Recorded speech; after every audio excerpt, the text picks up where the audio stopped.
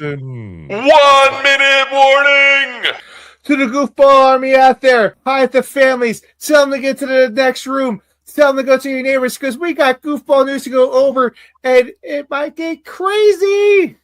Typically does, guys. If it's your first episode ever, you got like 30 seconds before we start, so not enough time to go to the bathroom, but go get a drink, because trust me, you're probably going to need it there. In the meantime, the rest, if you haven't already, go ahead and hit that thumbs up, hit that subscribe button, hit that bell. That way you know about future episodes as well, guys. Buckle your seatbelts if you haven't already. Make sure your tray is in the upright position here, guys, because we are just about ready to get going. And like, oof. Guys, if you want a crazy ride going forward, a bunch of nonsense, but all nothing but the truth about the Giants, listen in, buckle in, tell a friend. Let's go. And now, here are your goofball hosts, Drew and Rob. Welcome, fellow goofballs, to Try Goofballs in your Giants podcast. I am Drew, joined as always by me, this guy. We're changing it up. I can't restart this. That's the problem. It's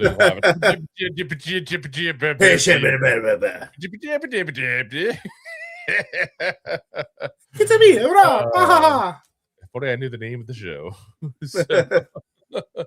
Well, listen, Giants fans, this is the episode where we're going to put some things together and things are going to start clicking here a little bit. Free agency wasn't random. It was a roadmap. And the question now is simply, did the Giants just tip basically their entire draft strategy? And if they did, are we about to like what's coming next? So let's get right into it.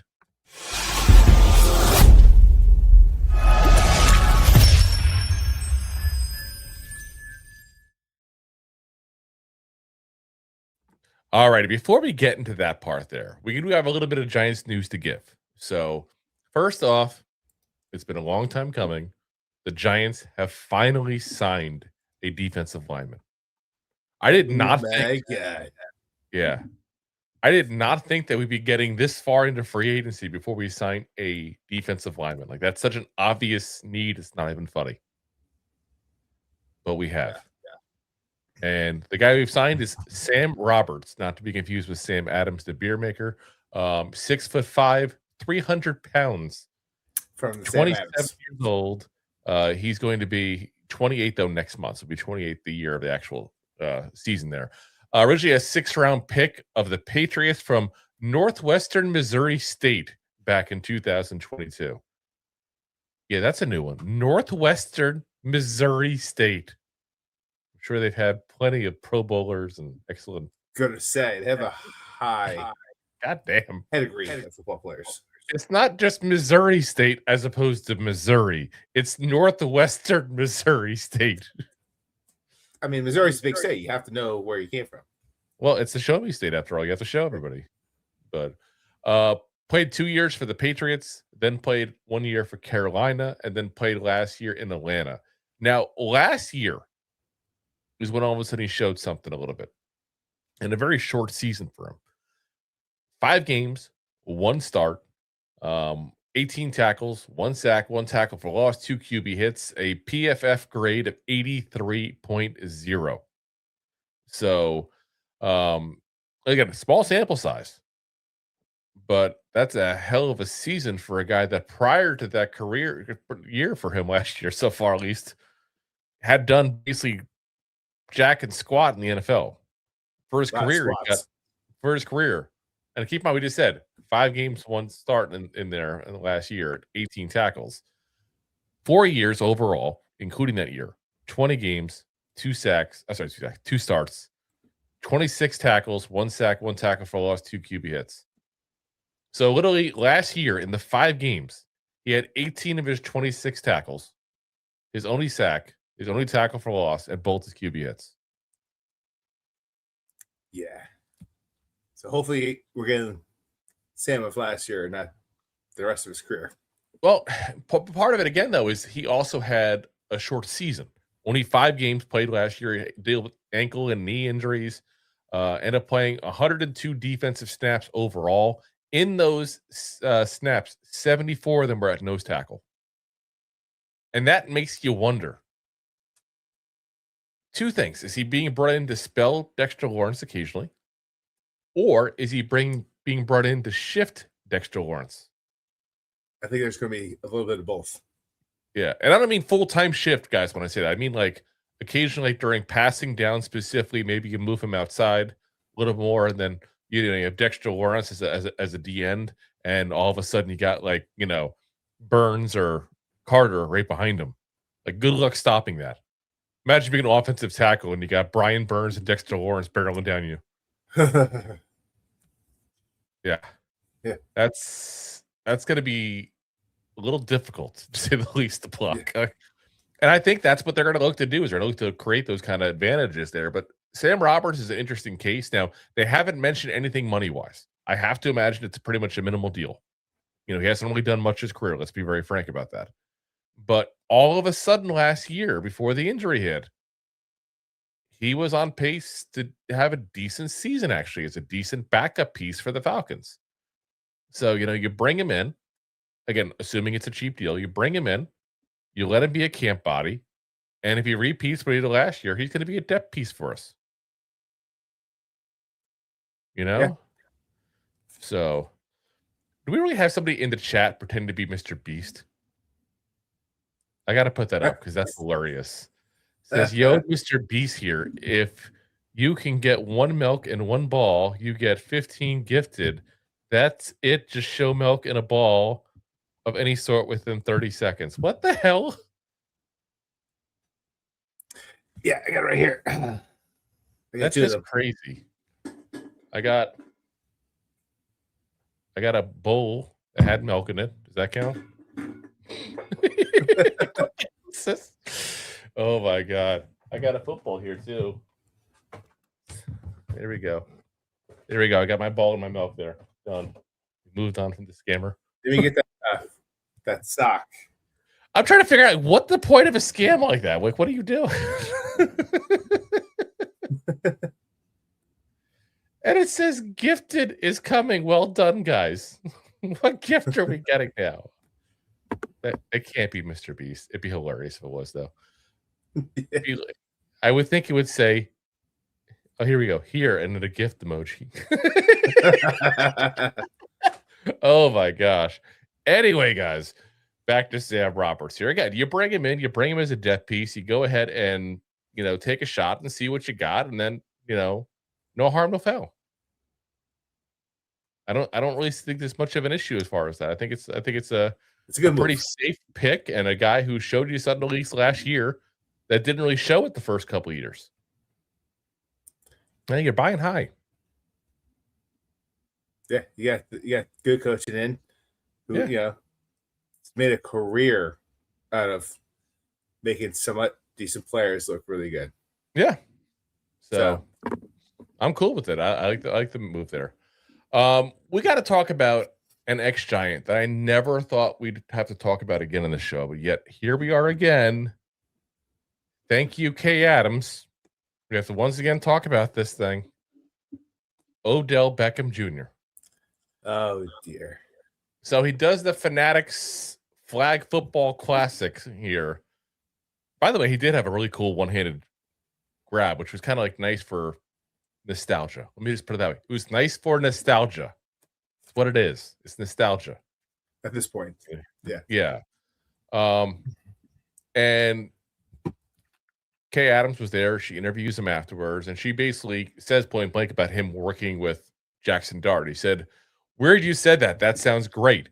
If that opportunity presents itself, I'd love to do that. Be excited about that. He's a good dude. He's young, and he likes to dance.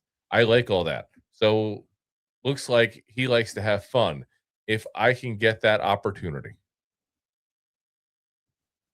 We're going to delve into that a little bit here. I don't like to throw people's personal stuff out there like that in the show. Like we don't want to be like the TMZ too much of football here, but occasional stories break. We have to talk about it. We don't want to harp on it every single time. OBJ's broke, guys. Let's just call it what it is. He's broke. That man would play for the freaking Saskatchewan team of the Canadian football team. Like, I don't know what they are. He will. Whatever. Like he would go for the Arena Football League probably. Is there even still one? It's like an indoor football league, I know. But he would play anywhere that would pay him money. He is broke. So to say this, I would love to play the Giants. Like, you would play anywhere. Stop. Tell me one scenario you would be like, I'm not going to go there. Yeah, he's trying to jazz up the fans over here because his career best was with the Giants. Yep, and he hasn't played this same set, so like he's hoping there's a little more juice over here in the Meadowlands. And you know what? Part of me feels bad for him because he's broke. Part of me says, you know what, dude, you made millions of dollars. Millions of dollars. Like, that's on you. Like, you got $100 million contract. And I know, like, again, they don't get $100 million. There's taxes, there's agent fees, there's all kinds of fun stuff. And obviously, he didn't earn all the money of that contract either because, cuts and injuries and all that kind of stuff. But don't tell me for a second he hasn't made more money than you and I put together our entire lives. Oh, definitely. So I'm looking over here lottery for his career. And this doesn't even include whatever he made for some reason in the Dolphins. And I have to imagine the Dolphins paid him something back in 2025 or 24, sorry. He had $83 million he's gotten paid. $83 million. I don't care how much taxes and all you're taking out. If you're broke, that's on you, dude. Yeah, you got to figure he's taking home like at least 35, 40 after all the fees and all the taxes. Yeah, at the least. I was trying to be very conservative with it. Like, now, keep in mind, he also played in some of the worst tax places between New York and California. He was with the Rams, and I don't know Cleveland's tax brackets, but I'm sure they're probably. I'm pretty sure they're pretty favorable to the work. Are they? Again, I don't pretend to be a tax analyst for Ohio. I'm just saying Ohio is the working state. Okay, well, I'm just saying. And they also during COVID they were pushing out the tax incentives to move to Ohio on New Jersey TV. I'm just saying. I just feel like he would be willing to play anywhere for money. And granted, if you point blank knew where he wanted to play, it probably would be the Giants to kind of finish his career where it started. I get that part of it. But guys, he's done. He's toast. He hasn't played in a year and a half. And you're saying you also want to bring back Sterling Shepard. Just throwing that out there. Booyah! Sterling Shepard, who played last year. Yeah. And actually had a role with the Bucs. Compared to OBJ, who got cut from the Dolphins because they weren't using him.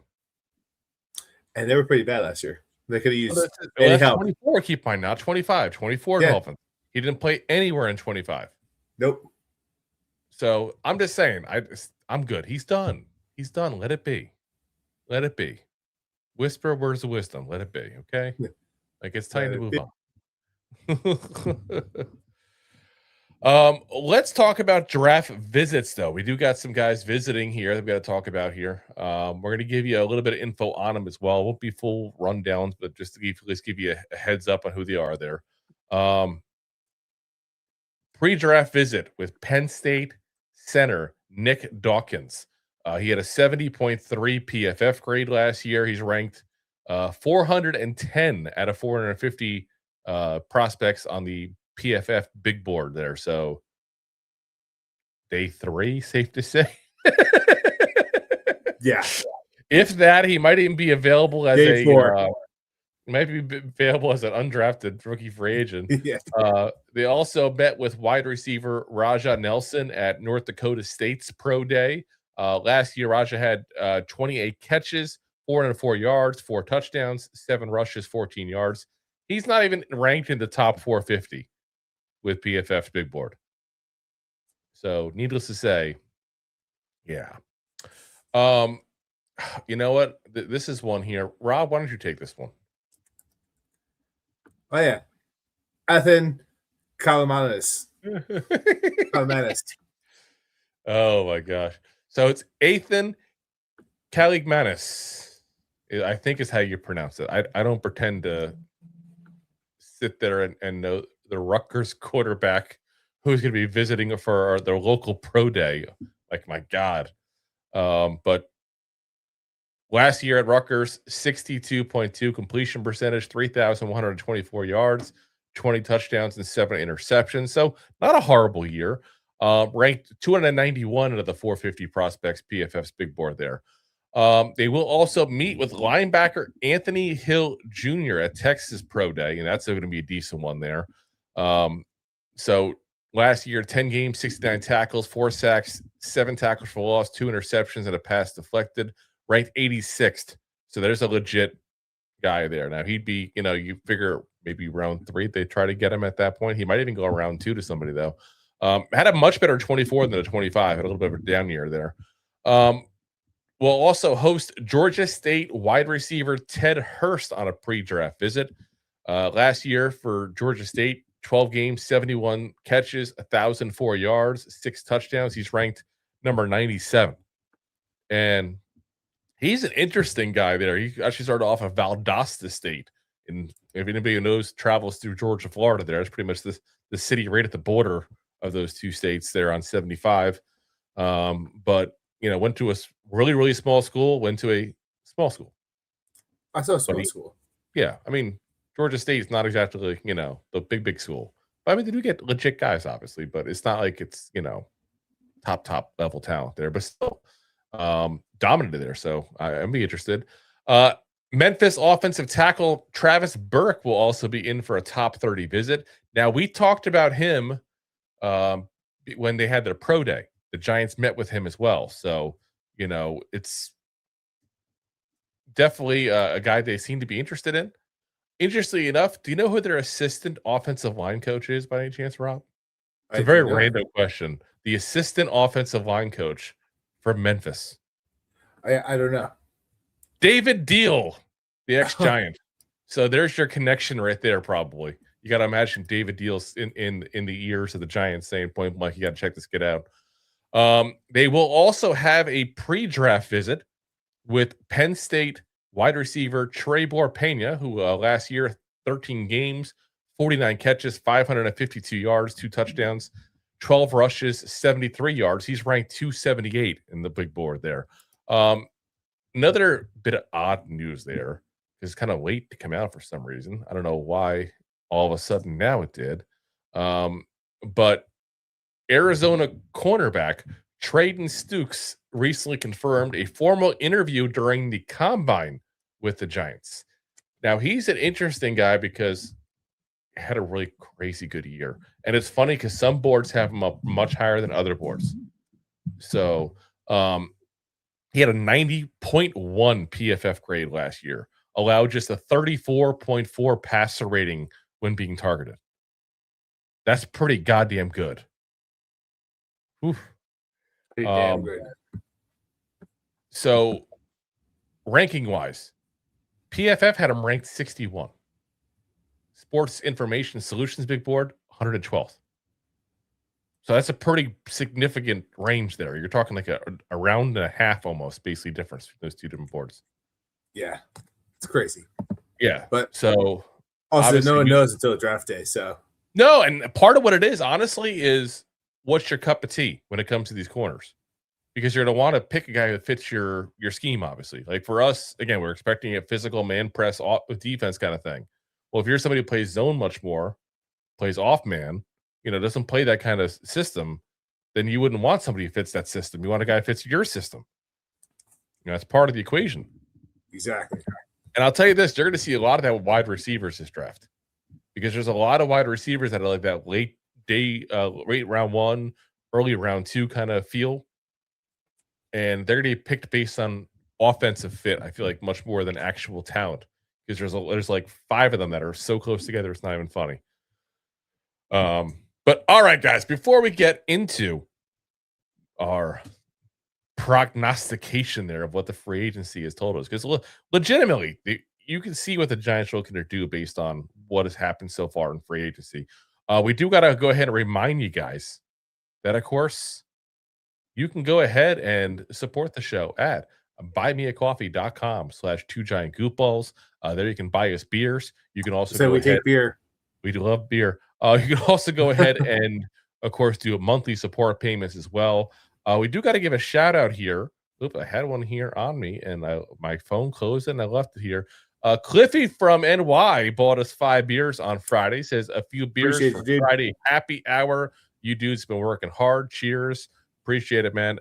And with that, of course, you do qualify for the draft guide that we have as well there. So again, that'll be out living, breathing document that'll be changing up there as we are evaluating talent there.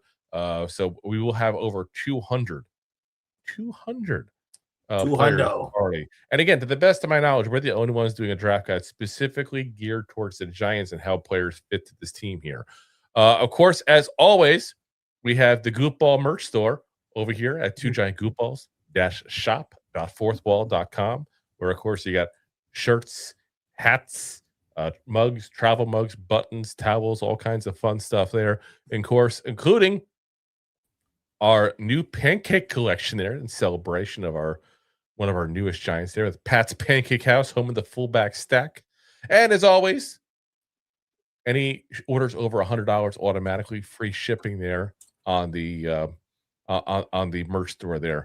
And of course, guys, we got to remind you, if you haven't already, do me a favor, hit that like, hit that subscribe, hit that thumbs up on YouTube, guys. I cannot tell you how much that helps. Like, legitimately, that is one of the biggest tools to help a content creator. We're also, little side note here, 33 subscribers away from hitting 2,000. That'd be pretty nice. I'd like to hit that. You guys can do that and help us out. We'd much appreciate it. That's for sure. And of course, with that there, again, that thumbs up. I hate to harp on the thumbs up, but it really does make a massive difference there. Right now, we're only at 10 guys, by the way. I got 50 y'all watched in YouTube land here. That means that 80% of y'all haven't hit that yet. Do me a favor, hit that while you're watching here. All right, let's get into what we think is going to happen draft plan wise here because of free agency. Because free agency really did tell us a lot of what's going to happen, I think. You saw where the Giants went. You saw where the Giants ignored. You saw where they went but didn't want to go so far. You know, it's definitely gives us some stuff there. So we got 5 things to talk about with the draft and what we're seeing there because of what happened in free agency. The first one, this is going to hurt some people. It's also it's probably the most obvious. One of the most obvious. Wide receiver won't be a huge need, guys. And I know there's a lot of people out there that want Tate or they want, some random person in the second round. Again, there's like 5 or 6 guys in the second round you can throw in there in that mix. And fans are clamoring for their high-end receiver, and I get it. It's because of the injury to Neighbors. People are worried how he's going to be to start the year. Guys, you don't make a first or second round pick based on the first half of 1 year. That's just what it is. Well, it's also people want multiple high-end receivers. Yeah, which also you don't do. Which, it's not like you're going to pay $50 million Cincinnati or Miami 5 years. Yeah. So I know fans, again, are clamoring for it. But again, we got Darnell Mooney, Calvin Austin III. They picked up Isaiah Likely, who's, yes, he's granted a tight end, but he's going to be playing like a receiver quite often. I'm telling you that right now. I don't think we go crazy for a wide receiver. That doesn't mean if one falls in our lap, we don't take one. Let me be very clear on that. One falls in our lap, of course, the Giants aren't like, well, here's a talented receiver we like. We don't want that. We talked about this at the beginning of free agency. What you want to do in free agency is take away needs. So you can go into the draft with wants. Wide receiver's not a need, Nick. It's a want. We'd love to have another wide receiver, obviously. Number 2 or a guy that can fight for number 3 or whatever the case may be. But this is a scenario now where you don't have to force that pick. I love that. I never want to go ahead and force a pick. That's the worst move ever. Again, that's how you get Eric Flowers. That's how you get Eli Apple. Yeah. That's how you get Kadarius Toney. I wouldn't be surprised if wide receiver isn't taken to the 5th or 6th round if we draft one. It's a good draft. It's a really good draft. I know we haven't done much of the positions yet there, but I've already been doing work on the wide receivers. We have 35 wide receivers we're going to be talking about. when it's all said and Yeah. done. There's that many that are just like, and this is like, we're only doing like top 200 and some odd, you know what I mean? We're not doing like the top 450 like we said that, the PFF big board was doing before. Like that's legitimately like 10-15% of this draft is going to be wide receivers. There's that many good ones. It's insanity. And that's part of the issue also picking 1 of 5, by the way, guys. Because you can get a good one later on down the line that'll still contribute. 100%. So, you can't. And if people don't like me saying it, but you can't necessarily get a solid running back later on. Nope. So, we'll see. Number 2. Running back is considered a need, but not a dire need. So the Giants, again, they were said to be interested in Kenneth Murray early in free agency. The rumor was flying around like crazy. A lot of guys thought the Giants were going to sign him point blank. And then the Chiefs went crazy and overpaid. So they were ultimately outbid by there. But they went after the biggest pond in the free agency, as biggest fish in the free agency pond here for running backs. That tells you they're not afraid to go after it. They're not afraid to add a big name to this group. Yeah, I mean, look at John Harbaugh. Like, you go ahead and get Derrick Henry. You got him cheaper because they was always on downfall. He went and got a name. He got the guy he wanted. So, do you think he's gonna go Love with number 5? Like, he may have not want that. That's why he's probably gonna have a big name. And he also. I know his name is not the best for obvious reasons any longer, but Rutgers, we're talking about before, Ray Rice was also on the team when Harbaugh was starting there as well. So, he's had really good running backs for most of his time. He's used to having a quality run attack. And again, we've said it before. Tracy's great. I don't want to be disrespectful about it. I really like who Tracy is as a player, but he's not elite. No. Scadaboo's great. But we've seen 5 games of him. And he's coming off a pretty gnarly injury. And like I said, I don't know if Love's the guy. I still think it's a smokescreen. I really do. I really think this is them trying to get someone to trade down. But I think if he's there at 5, which, again, I don't even think he's going to be. I think the Titans will grab him. But if he's there at 5, hypothetically there for a minute, and the Giants don't have a trading partner, I don't think they'll have a problem pulling that trigger. I don't think so either. And it's because that's how important the run game is. Jay says, I don't want to be disrespectful, yet he shits down Odell's throat. Listen, I don't hide the fact that I'm not an Odell guy. I've never have. He's a selfish, immature child. And now he's dealing with what all wide receivers deal with later on. You lose your talent, and your headache isn't worth your money anymore. And in his case, I guess his headache is worth his money because he has $0. Fair. But like I said, I never hit it. Never once. We've talked about him on the show multiple times. I'm not an Odell guy. Love the way he played. He's a headache. I'm sorry. You're fighting kicking nets in the sidelines. You got to go. You got to go. But yeah, like I said, running back. And I should be clear. When I say running back is going to be considered a need, that doesn't just apply to Love. I know Love's been the one everybody talks about.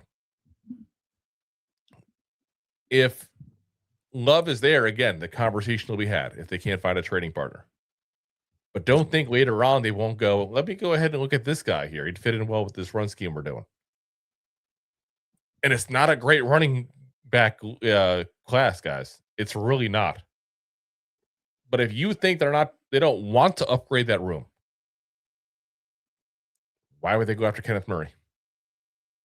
Like, they legit, this wasn't a BS story. There's plenty of BS stories in free agency, guys. They legit went after Kenneth Murray. Yeah. So, yeah, they were interested, guys. They were interested. So, real quick, guys, because I appreciate you guys all kind of came in here as we're talking here. We got we got over 90 people right now on just YouTube alone watching live with us. Do me a favor, hit that thumbs up while you guys are there. If you haven't already, also hit that subscribe. Like I said, we're getting close to 2,000 mark. We're trying to hit there. Let's get to number 3. And this one, I don't feel like it's getting enough talk yet. Corner will likely be a priority. God, it has to be. So the Giants, they tried to re-sign Cordell Flott, which I'm still shocked. I honestly thought they let him go. He doesn't fit the defense and what we expect the defense to be, at least. They showed interest in Jamel Dean. Now, Dean signed with Pittsburgh while they were still talking to Flott, who they thought they were going to bring back. I think if they could have their way again, they would probably reverse course, change that, and take in Dean and just ignore Flott, basically, because Flott was like ready to sign, and then the last minute was like, nope, I'm good. I'm going to Tennessee after all. Pretty much full audible. Yeah. They showed interest in Rick Woolen. We ended up with Greg Newsome. Like, let's be honest. If you wind up those 4 guys in a row, Flott, Dean, Woolen, and Newsome, I think we agree who number 4 is, right? Yeah, we got him. Yes. It's Greg Newsome. Yeah. It's Greg Newsome. So there's no doubt about it. They've got to figure out this room. I mean, if you look at what you got left, Drew Phillips got benched and had obvious coverage issues.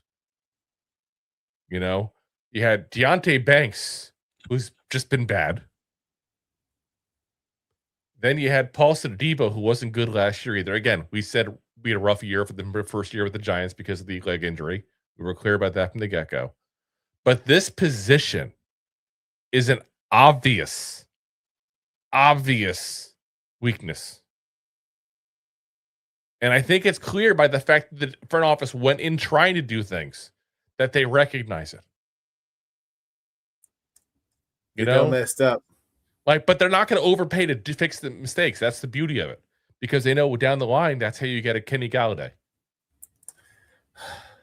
I'm just using that as an example because we needed a wide receiver. That was the wide receiver available in free agency. We overpaid like you wouldn't believe, and we regretted that deal for years. Well, that's what they want to avoid. But they understand it. They understand it 100%. We have to get a corner. And I don't mean like round 6 with our multiple round 6 picks. I mean like 4th round at the latest. And even that is going to scare me. Now, I'm also seeing in the chat that we're getting requests to strip, by the way, Rob. Uh-oh, he's taking the vest off. He's taking the vest off. Oh, it's long sleeves. So it was cold in Jersey today. Sorry, I don't live in Florida. It was like 38 was the high. Jay says, I have massive nipples. That's not cool, dude. Dude, they're like dinner plates. You weren't going to tell about all 3 of them being large. They're like Chinaware plateware. All right. You don't know if he's a pregnant black one or what. Number 4. I should have pierced the 3rd one too. That'd been fun. Oh my God. There we go. Let's find out. Anthony says, how many super chats for you guys to not strip? I think, well, Rob's already started apparently. I listen, we got about 100 people in the room right now. So $50 is that 50 cents a person? 50 cents a person. That's not bad. To bed women. Anyway, number 4.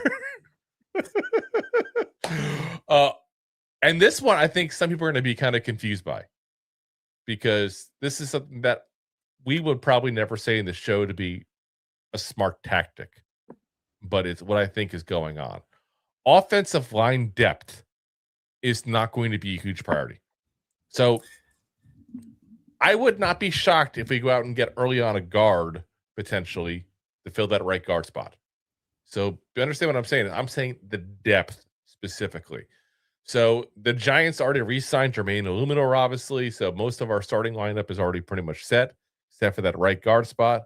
Again, we think they're going to bring in Van Roden at some point. That seems to be the unspoken wink, wink, nudge, nudge. That's what we think. They've re-signed draft bust Evan Neal and Josh Zudu. They've re-signed veteran Aaron Stinney. So you throw in Marcus Bowe, obviously still here. This is not exactly like it's weird to say as a Giant fan. It's not exactly crazy to say they don't have to go ahead and draft an offensive lineman. Now, I think they're looking at them as some, potentially to bring some in as, undrafted rookie free agents. Like I really do. Like, if you think about it, though, you got the starting five. Again, let's say for a second we're going to assume we go ahead and get Greg Van Roten back. Okay, let's assume that for a second. You got the starting five right there. Marcus Bowe's getting a spot in the roster. You got to think Aaron Stinney gets a spot in the roster. Let's say Neal or Azudu, either one of them, gets a spot on the roster. You're already sitting there at 8. Like, it's not like this is a barren wasteland of offensive linemen here, guys. And it's guys that you actually know and understand what they can, or in Evan Neal's case, can't do. Like, you're not bringing in people you're not familiar with. And obviously, I know Harbaugh's not familiar with it. Greg Roman's not familiar with it. Bloomgren, their new offensive line coach, may not be familiar with. But the Giants as a whole are. Joe Shane is. Like, these are people that you have people in the building that can tell you who they are and what they do. And don't tell me for a second that John Harbaugh, before all the assistants were gone, because they were still under contract, and we know they had talks. Don't tell me he didn't get a scouting report on every goddamn player that's been on the Giants roster the last couple of years. 100%. So I'm sure Brasillo told him everything he thinks about these guys. And obviously it didn't work out for whatever reason for those two to stay together in New York. Harbaugh with Brasillo. But I really think that there's a comfort level they have. And I think there was a lot of meddling from outside the coaching staff. Looking at you, Joe Shane. I really do. I think there was a lot of meddling. We heard it before with the wide receiver position where they wouldn't bring people up from practice squad and stuff like that because Joe Shane wouldn't do it. Yeah, absolutely ridiculous. How do we not know Joe Shane wasn't why Josh Azudu got, as we call it, Josh Azudu, and forced into playing tackle when he's a guard? Or that Neal wasn't able to move until last year from tackle to guard. I'm not, and again, I'm going to be very clear. I'm not saying it's Joe Shane's fault. I'm not saying it was Joe Shane that did it. I have no evidence either way. Yeah, but there's a lot of spoken guns out there. Well, it's really one spoken gun at this point of people meddling, and it kind of pushes right back towards Joe Shane. Yeah. Wes Bryant was a great head coach, and Shane ruined him. It'd be hilarious. It'd be like so fitting for the Giants, but it is what it is there. I just to me, like I said, this offensive line is much more together than people think. And again, they'll bring people in undrafted. I 100% expect that fully. But I don't think you're to see crazy moves where they go, oh, let's get this guard in the second round. Let's go get this tackle in the 6th round. Let's do this. And that's not going to be the priority here, guys. You already have it set for the most part. Now, if we're wrong about Greg Van Roten, all of a sudden right guard becomes a holy shit spot. Well, as Giants fans, we've dealt with that a lot. Yes, we have. So, but like I said, I got to get that one caveat because I can't just assume we're right. There is the chance we're wrong. It does happen occasionally, not very often. We did call Mooney. We did call Edmonds. We did call a lot of things this offseason so far. But I just think if you're expecting a first, second round pick in the offensive line, you're going to be a little disappointed. I think so. So, all right. Number 5. Expect stopping the run to be a goal. And that sounds weird as like a draft thing. But what I mean by that is we need to get bodies that stop the run, whether it's defensive linemen, whether it's linebackers.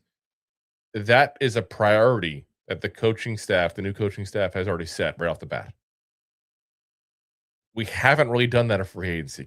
Like honestly, can you guys sit there and say, "Oh my God, the run defense is so much better"? Besides the fact that we got rid of Shane Bowen. Let's be very frank. That's like adding a second Dexter Lawrence here. But you look at what we got there. We swapped Bobby Okereke for Trayvon Edmonds. They brought back Micah McFadden, who was obviously injured all last year, so it's kind of like adding a body from last year. Nacho, Raheem Nunez-Roches, and DJ Davidson are both still free agents. So we've lost them for now, at least, from the defensive line. And the only add to the defensive line room has been Sam Roberts today, who's never had a season where he's had an actual production and lasted more than 5 games. Yeah. As Jay says, Darius Alexander breakout season. I think Darius Alexander is going to be a bigger role. I don't want to say breakout because I don't think he's ever going to be amazing. But I think he's going to be a quality piece overall this year. And you're going to have some of that. Like you do have, a better, fit with him with a little bit of growth there, so to speak, that you hope to see in year 2. But this room ain't done, guys. This room is not done. I'm telling you right now, defensive tackle would not be a shocker to me in any way stretch of the imagination. Linebacker, especially we're talking about 5. That very, very well could be where we go. We know we got Sonny Styles out there as a possibility. I know you all like him. But that room can't, that run defense as a whole can't be set. Yeah. Like that, and that was historically bad last year. Absolutely goddamn historically bad. Just last year? The past few years. I'm trying to be nice here, goddamn it. Past half decade. Come on now. Nice. So, again, I really think that's what we're expecting here. And I'll tell you right now, we have a big fan here of Sam, the run stuffer here. Oh my gosh. As we got Sam Roberts to the rescue as well. I almost said Sam Adams again. I think Sam, I go right to Sam Adams. Good old cherry wheat beer. I love that cherry wheat beer. It's good. If you're having one. Yeah. You're having one. Oktoberfest. Even though they don't do the best Oktoberfest, but that's the beer I made at Sam's. It's a good beer. I'm more of a Yingling guy usually, but although that's just because it's always here everywhere. Yingling Oktoberfest has made it, it's been pretty good as well. But they also have not the jack-o'-lanterns because that's pumpkin flavor, but they have the flannel one that came out this year. It's pretty good. Yeah. Same Yay. Anything pumpkin and beer, I don't know why. It just goes well. It just does. So it's like our version of the PSL. We don't get pumpkin spice lattes. We get pumpkin beer, goddammit. Heck yeah. Oh yeah, Anthony's right in this one. 100%. It's a staple. They don't even make it just for Oktoberfest anymore. It's a year-round thing. I'm just saying Sam Adams Oktoberfest was the beer that got me into drinking Sam Adams. It's not my favorite Oktoberfest, to be clear. It's a slippery slope with pumpkins and beer. Yeah. And Oktoberfest is not a pumpkin beer. It's just what they did. I know. I just like to, anything fall, I just throw the pumpkins in All righty. We got 2 more news here for you guys on the Giants before we head on out here. So first one, happy/sad news, depending on what you think on the Giants reporting there. So Madeline Burke, who's been reporting the Giants there for 10 years now. She's covered the Giants for MSG, Giants.com, and other various outlets there. Is officially leaving to become an anchor for Sports Center. Part of me says kudos to her because that on paper is a huge upgrade going from working and writing at Giants.com and going to become an anchor for Sports Center. It is on paper, especially like if it was 10 years ago. Just the way the media and the line side has moved the past 10 years. Well, that's why I say like it's like, and I'm not trying to be the jerk and diminish it, because honestly, congrats to her. It's a freaking awesome move for her. Absolutely awesome move for her. And I'm sure her and her family are set up for the rest of their lives. So she's. I don't know about that. No, I don't know about. I wouldn't say that with Sports Center. Sports Center now, you know, think like no. She's not gonna make multi-millions a year. I don't think so. No, honestly, no. Yeah. I mean, again, we have a friend of the show who is a former Sports Center anchor, so I can always ask Bram Weinstein. We do talk to him occasionally. Still, he does the play-by-play now for the Commanders after his Sports Center days and all. So I mean, most of the guys in ESPN are not making the money. Honestly, they're paying one man specifically at ESPN. Yeah. And it's the wrong guy, it's Stephen A. Smith. Yeah. So we all know who you met. But either way, it's a great exposure kind of place for her. Like she gets out to a whole bunch of people. It's just the crazy thing is, it's just again what I'm saying about not trying to be a jerk about it. It's like it's not the same job it was 10 years ago. You know, the amount of people that watch Sports Center is so low compared to what it used to be. But to go from Giants.com to Sports Center, she gets a national media attention compared to it's still a massive New York market. And you know what? On top of that, you get a chance to turn that into something else as well. Same as you turn Giants.com into this. You know? And so, or maybe it's, you know, go from Sports Center anchor to now going to like NFL coverage or NBA coverage or something like that, you know? I mean, there's a lot of people that move around like that. 100%. I think about it all the time because, I'm a Jersey boy. And when it comes to other sports, I'm not necessarily the guy that follows all of the same teams that a lot of Giants fans follow. But, I'm a Mets fan. So you watch SNY, and you got Kevin Burkhardt, who started on SNY, and I watched him covering behind the scenes on a Sunday morning, like, Mets show, which no one really watched. And now he's on Fox, being the Sunday night games. Look at like Rachel Nichols. She started off at Sports Center, and then she went on to like a lot of the NBA coverage. And obviously, there was the whole issue with her and ESPN and issues I don't want to get into on the show, but I'm not qualified. I don't know enough on the story. But I mean, I'm just saying, like, it can lead you to other things. You know what I mean? Within ESPN or even outside of ESPN. Look at Keith Olbermann. How long has that guy had a career for? You know, Dan Patrick. Dan Patrick was a Sports Center guy. You know, so like I said, it's just it is what it. See, look, you gave out your Met fandom, and now Anthony's making fun of you. It's all right. It happens. It's all right. I haven't seen my team wearing the World Series, but whatever. Anyway, when she announced it, she said, "I'm over the moon to begin this next chapter of my career in my dream job. Sports Center is a show I grew up watching, a cornerstone of ESPN for decades. And I'm so honored to join just such an iconic program. I'm incredibly grateful for this opportunity and especially thankful for the friends, family, and colleagues who have supported me every step of the way. Can't wait to get to work." So, you know, like I said, that's nice. And again, we joke around with the whole friend of the show thing, but we've never met her. I don't pretend to know her personally like that, but I know that when she did do it, the outpouring of support from people that have been associated with the Giants for far longer than we have been associated with, you know, doing Giants content creation and all was absolutely 100% positive and amazing. So, you know, I didn't hear one person talk negative about her like that. And that's crazy because you all know in Giants, especially in Giants Twitter. Just anyone these days on Twitter. Yeah. Or X. Like you could sit there and say like, I like oxygen. Somebody would argue about carbon dioxide. Like that's just the way it is on X. So, you know, it's just, you know, it's nice to see people being positive for once. So good for her. So, yeah. And if you want to come on to Giant Goofballs, just give us a shout out. Oh, yeah, we happy to have her on, of course. We have to, you become a friend of the show. We have to hold Jay back based on his comments he was making in this chat there, but yeah. It's definitely not a call-in show for that one. Let's see.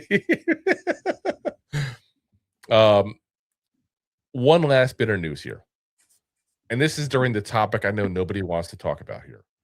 The whole Epstein Tish thing. I know, like, we talked about it enough, but just an interesting bit of tidbit here is it got reported that because obviously the Tish is controversial, you're trying to go ahead and get the family's equity in the team to the next generation to avoid all the hoopla with Steve Tish right now.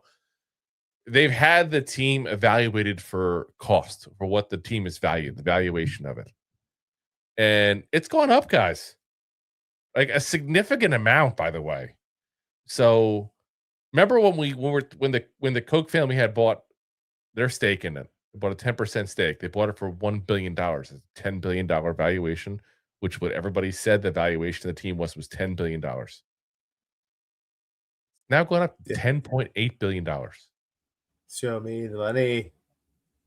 Like, that's pretty big. Like, that's insane. You're talking, that was October when they bought the 10%. October. You're talking 5 months later, it's at almost a 10% increase? God damn. I would love to have stocks like that and all. Let's get my 401k going in the Giants. Can we do this? Yeah. Like the Packers now, we can start buying stock in it. Like, that's craziness. But this just shows you what's going on in the NFL. Everything's going up, up and up and up. And now they're talking about doing another game. You heard about that one now? Now they want to do game 18. I heard about it, but how are you going to squeeze it in? You're going to start another week early? Are you going to run another preseason game? Because they set it up perfectly in Super Bowl, like purposely, like, to be the weekend before Valentine's Day every year. Well, no, because this year it's on Valentine's Day. Oh. Yeah, this year, literally, the Super Bowl is on Valentine's Day. Interesting. Not even the same weekend. It's on Valentine's Day. Poor planning on the NFL's part. We're going to break up happy homes left and right. But anyway, luckily I'll be in LA. That means for Valentine's Day. We got a job to do. Valentine's Day breakfast. But luckily I'm in a football family, so that is our Valentine's Day. But anyway, what I was saying is they want to add an extra game. That's what they're saying. We hadn't talked about this yet, so it's kind of a decent segue to a topic I wasn't even planning on talking about. We're kind of done a little early here with everything else. They were talking about adding an extra game, going to 18 games. And what they're going to do is they're going to make a rule that every single player is to sit out one game. Huh. So, like, you have to be a healthy scratch once a year. So it's still 17 games for the players, but it's 18 games of money for the owners. In the words of Mason, that's dumb and a half. It's extremely dumb. Financially marketable to the owners because now you don't have to pay them a full year's salary because you're only going to pay them 17 games instead of 18 games, so their value stays the same. You're not going to give the same product out to the fans out there because you're going to have to healthy scratch someone at some point. Like, if you have Dart that doesn't go into concussion protocol, he's healthy all year.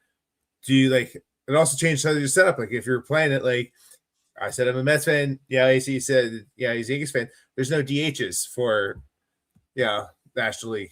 So do you hold back until week 18? Well, 19 now because you get to bye. And hopefully you're in the playoff contention and you can sit your starter? Or what happens when it's week 16 and you're in playoff contention and you need all your starters in there, but you have to make a healthy scratch somewhere? And you lose that game because it's out the scratch. So I mean, you're literally talking about a scenario where you have to have that. It'd be a strategy thing. It almost be like baseball. It'd be like a baseball manager where you got to figure out your team like that much more. There's going to be do you rotate? Like, do you just suck up 1 week? Like, oh, we're playing the Raiders. Just put the second string in. Well, here's the crazy thing. Would you do that when you're playing a really bad team, or like, let's say hold on. Let's say, for example, the Giants. Like I'm gonna use this as an example. We're gonna play the Seahawks this year, defending Super Bowl champions. Would you just sit everybody that game and get it out of the way to a game you think you probably wouldn't win anyway? Well, that's what I'm saying. Well, think about the Oakland Raiders have been historically bad, or Cleveland. Oakland Raiders would sit everybody for every game just to get the number 1 overall pick. We learned that. Yeah. Well, I'm just saying, well, how many people would sit against the Raiders? Now the Raiders might have 7 wins on the year because they've been playing second string teams all year long. And you know what? On top of that, you're not doing a service to the fans. That's what I'm saying. That's the first thing I said. It's like you're not pushing out a good product to the fans. I would rather just do the extra week, but go ahead and just have a second bye week. I have no problem with that.